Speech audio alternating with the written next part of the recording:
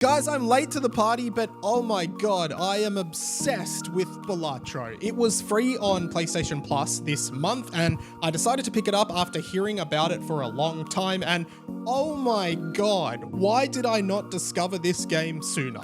Why did I not pick it up? I'm always resistant when everyone around me is like, you have to play this game, it's amazing.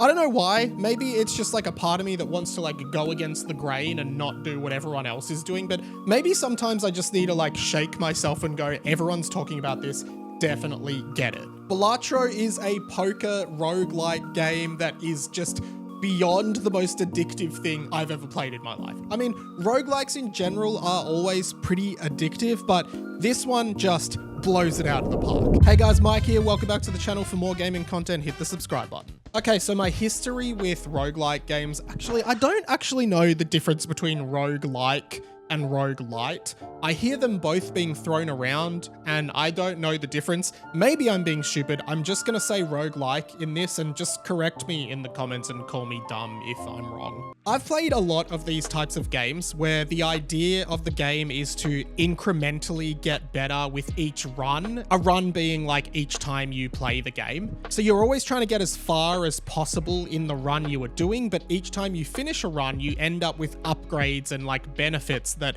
kind of make it easier the next time. And I feel like these games are always based around addictive mechanisms and they really hook you in because you just want to get that little bit further every time. When I think about games in this genre that I have played in the past, I'm thinking games like Hades on Nintendo Switch, which was so addictive, Dead Cells on PS5, which consumed me, and I mean consumed me for months of my life. Again, it was so addictive. I also played a game called Skull on PS Plus, which was similarly addictive and very similar to Dead Cells, but not as good as Dead Cells. And possibly the most addictive game I've ever played before Balatro, Vampire Survivors, which is a game that I think I might have spent the most time in my life playing. I mean, I know I've already said it, these games are addictive, but that game is addictive. Balatro is kind of a huge curveball genre-wise because a lot of the other games I've described are more like action focused where you're like playing as a character and defeating enemies, but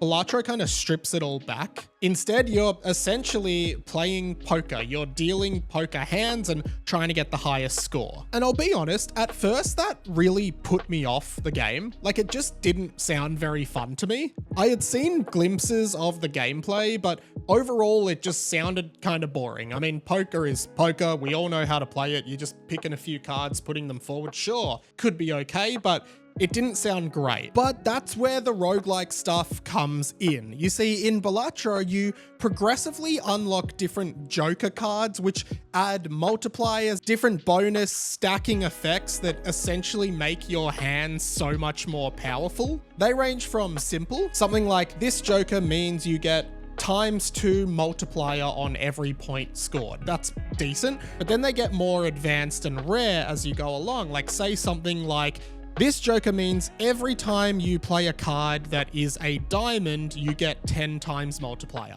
And that means you have to start building your deck to favor diamonds because they give 10 times multiplier. Hey, just quickly guys, most people who watch my videos aren't actually subscribed and I'm trying to hit 10K subs by the end of 2025. I really think I'm on the right track to do it, but I'm gonna need your help. So if you could be one of those people that hits the subscribe button and checks out my stuff, I would love that. Thank you so much guys. I'm just doing videos like this, like pop culture, gaming and the rest. So jump on board. I'd love to have you here. Cheers. There are also tarot cards, which I guess are like magic style cards that unlock other benefits. For example, they can give you more money, which helps you buy new cards at the shop at the end of each round, or they can upgrade individual cards in your deck to special cards. For example, there's cards like lucky cards, which have say a 1 in 25 chance of adding 100 points to the score, or a 1 in 10 chance of giving you $10. There are also cards called steel cards, and basically steel cards give you a 1.5 times multiplier on your score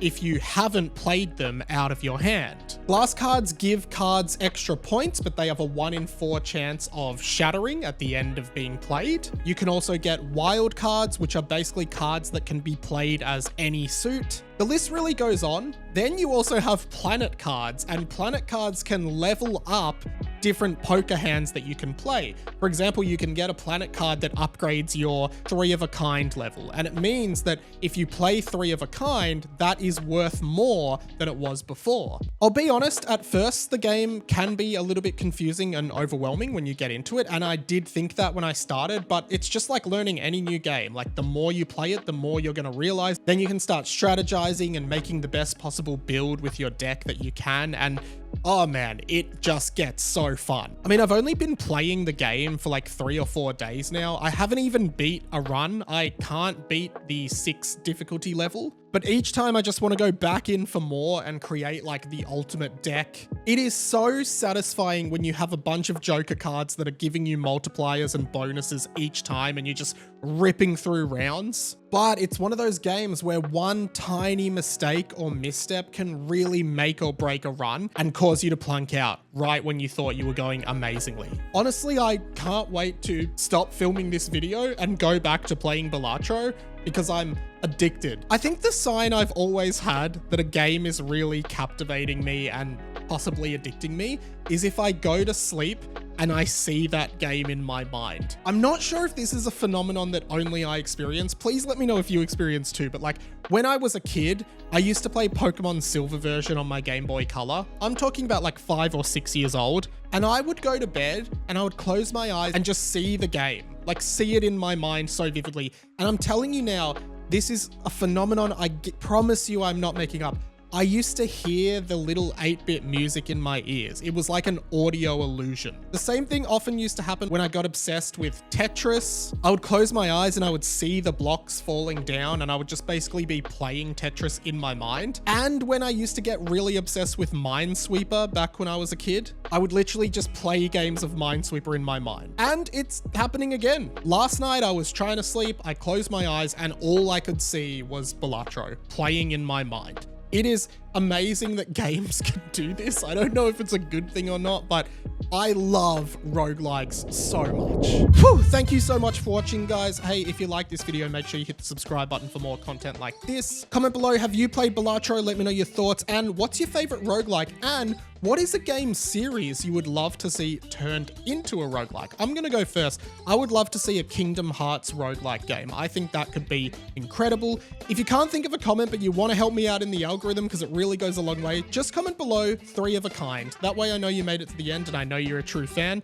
While I've got you, I'm all over the internet doing dumb stuff that I think is cool. I have a blog, I have a podcast, and all the links are down below. And if you like this video, you might like this video too. But if you just want to watch a bunch of gaming videos, check this playlist out here for a bunch of my thoughts on video games. That's pretty much it from me. My name's Ready Mike. This has been The Inside of My Mind, and I'll catch you later.